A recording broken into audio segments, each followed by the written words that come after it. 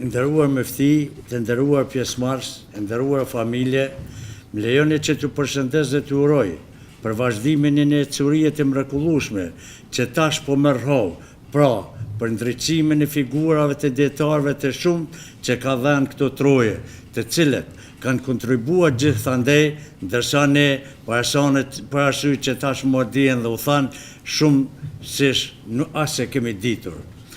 Nga kjo troje po i kushtohet alimit të shquar Efendi Ali Jakupit, ka rëndësi të veçantë, sepse dihet se dietarët e vetëdijshëm dhe praktikues të burimeve të Islamit janë qenet më të larta dhe më të vlefshme në shoqërinë islame. Prej tyre mësojmë se si duhet të besojmë, se si duhet të jetojmë dhe se si do të krijojmë raportet në këtë jetë, por edhe si duhet të siguruar botën tjetër. Shembull më të bukur, ashtu siç na ka paraqitur publicistika turke, e kemi sot në këtë trojez të Ali Efendi Jakupit, i cili në ligjërimet, shpjegimet e tij provon që të mbetet besnik mësimeve tradicionale islame, pa harruar që për herë ta përmend etninë e tij shqiptare. Do të shkëpush disa thekse të cilat ndriçojnë figurën e Ali Jakupit. I formuar në vendet e Ballkanit, Gjilanasi Ali Jakupi ishte një dietar, një letrar me shije të hollë dhe i sinqert, thot Mahmud Gjoshan. Ali Efendi Jakupi nuk ishte një dietar do si do, ai kishte vlera të veçanta dhe ishte person për të pasur lakmi. Ishte pa zëvendësueshëm dhe vështirë se rastisht të vi dikush si ai. Ai ishte një person i plot formuar.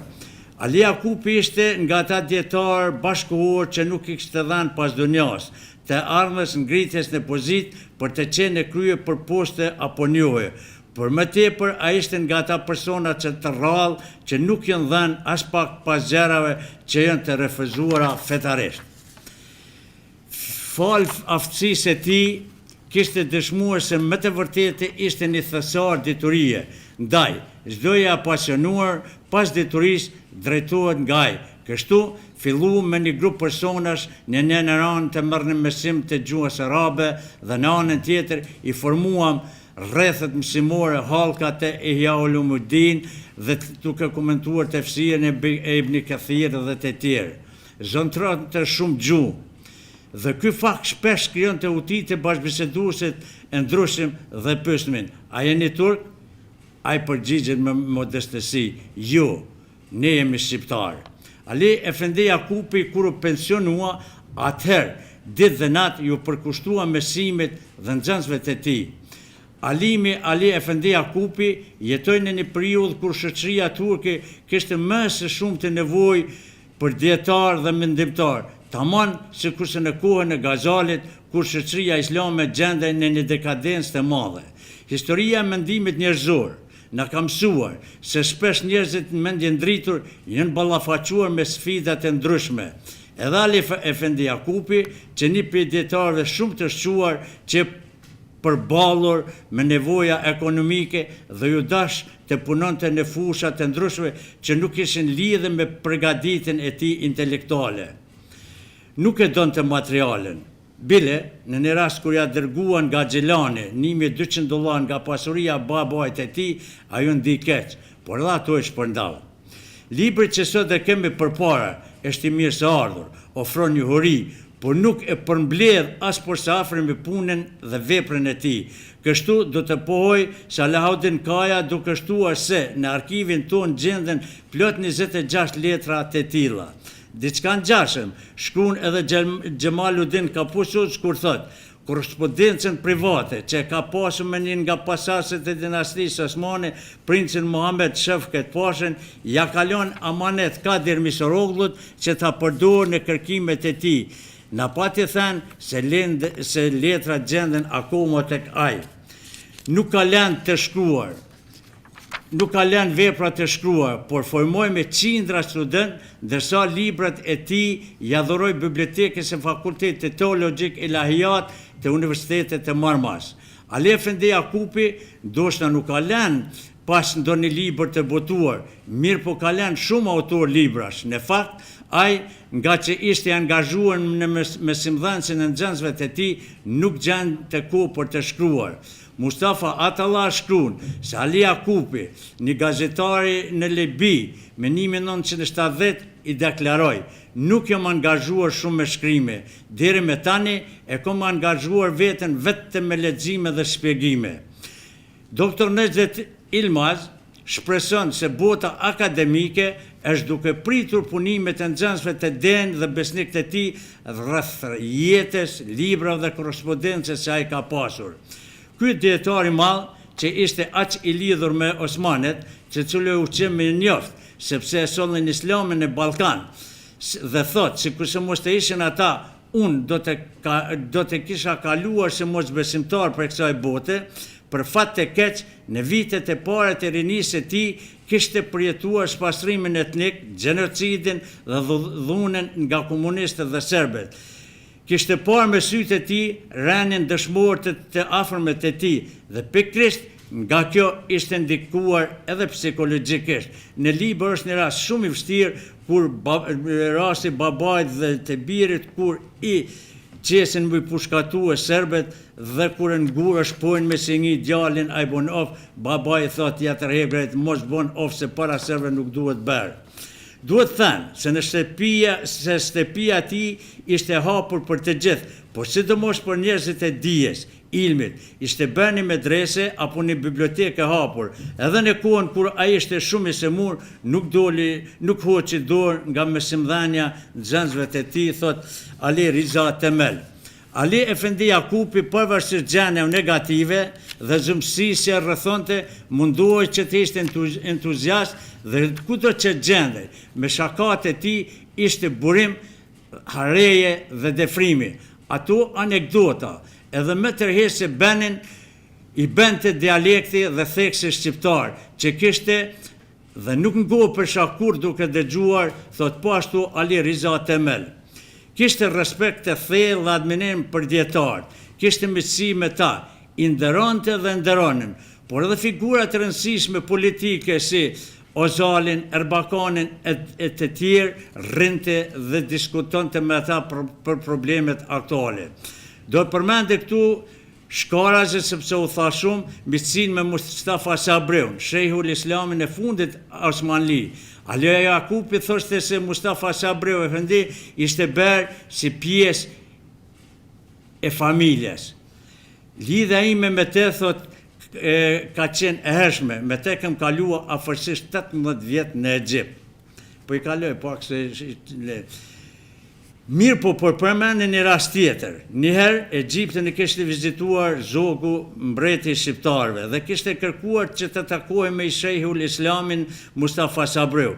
Mustafa Sabreu nguli kom që patjetër në këtë takim të merrja pjesë edhe unë. Unë i thash, aman i ndëdruar, me çfarë cilësie mund të marrë në takimin ndërmjet një mbreti dhe shejhul Islamit. Patjetër që për hirësin tuaj është organizuar një protokoll zyrtar. Prandaj, unë nuk mund të marrë pjesë, shkruan Osma në Ozturk në Milje Gazet me 88. Ali Efendi Jakupi në çështjet islame ishte jashtë masë ndjeshëm, saqë çdo gjë e merrte me hollësi. Ai ishte shumë inteligjent, i shkath në veprime sepse ishte formuar në Kosovë dhe në Azher e Gjetiu.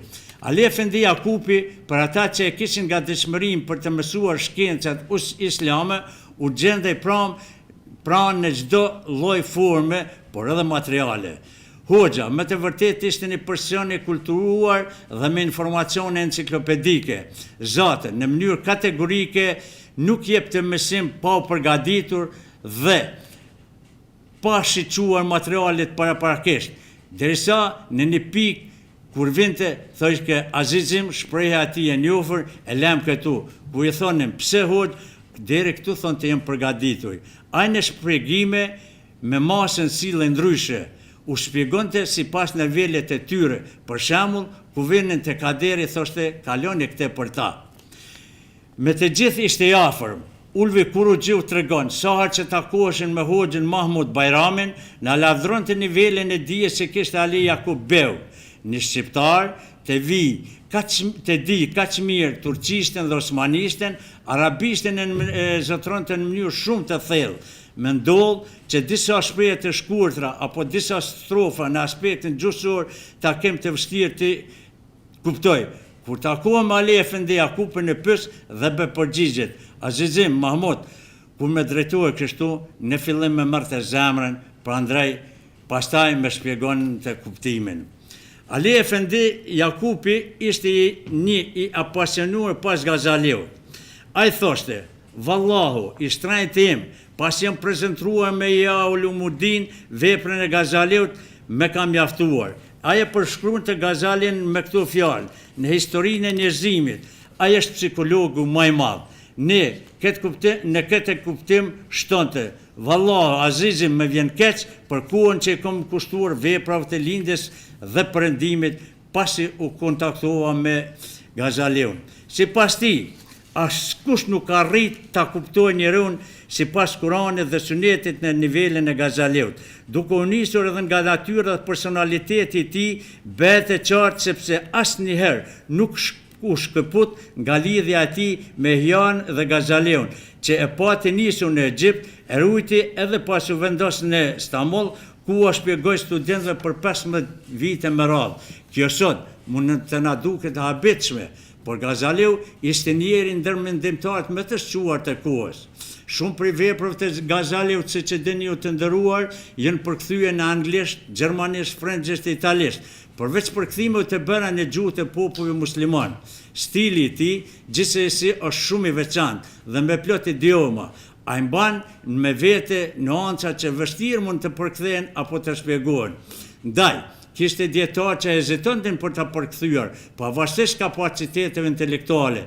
Njëri ndër ta ishte Ali Jakupi, i cili thotë që kur fillova ta kuptoj arabishten, pata një entuziazëm për ta lexuar dhe hulumtuar e shpjeguar, por jo për ta përkthyer. Kjo buron nga sinqeriteti dhe dashuria e madhe për Gazaliun, por edhe nga frika se po i hynte në hak duke përkthyer. Nuk e bëri, ndodhë se lutën shumë shtëpi botuese për ta përkthyer. Gazaliun në historinë e njerëzimit e konsideron të mendimtar të madh të Islamit, cilësua ndryshe si unik dhe sinin nga ata që e din të fshehtat rreth Allahut arifu billah.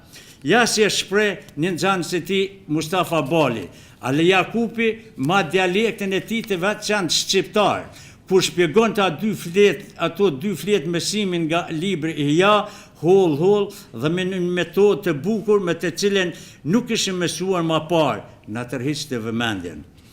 Marrjen e tij me Gazaliun e bën më kuptimplot fakti se Gazaliu kishte ndikim të rëndësishëm në dy kampet e filozofëve musliman dhe filozofët e krishterë mesjetar.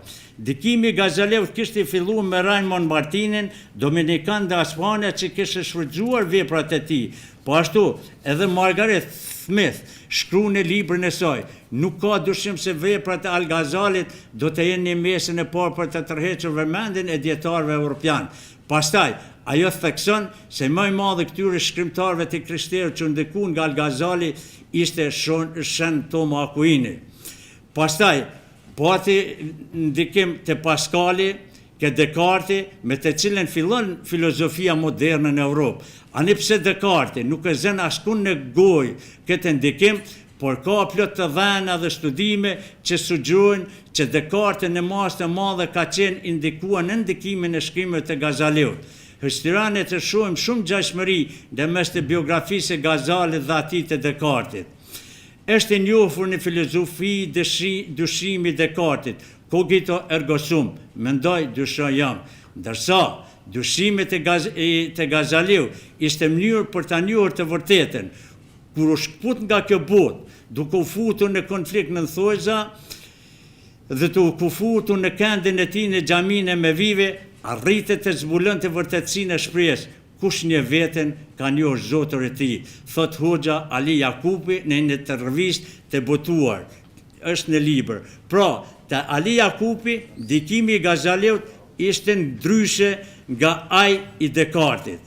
Edhe filozofi holandez me prejardhë dhe jevreje Spinoza, Maimonides, Immanuel Kant, Leibniz kishin ardhur në kontakt me veprat e tij dhe ishin ndikuar. Ndaj, për mendimin tim, edhe marrja Ali Jakupit afër 15 vjet me Gazaliun arsyetohet. Po e përfundoj me citatin e teologut, shkrimtar dhe akademiku turk Ali Riza Temel, i cili shpesh thoshte: Azizim, ky libri Ihya me ka hyrë në palc, mu ka përzir me gjakun dhe me është bërë ushqim. Me të vërtet që me librin Ihya, ripërtria e shkenca, edhe veten e tij, edhe shumë personet e tjerë i ripërtriu. Ju falemnderit.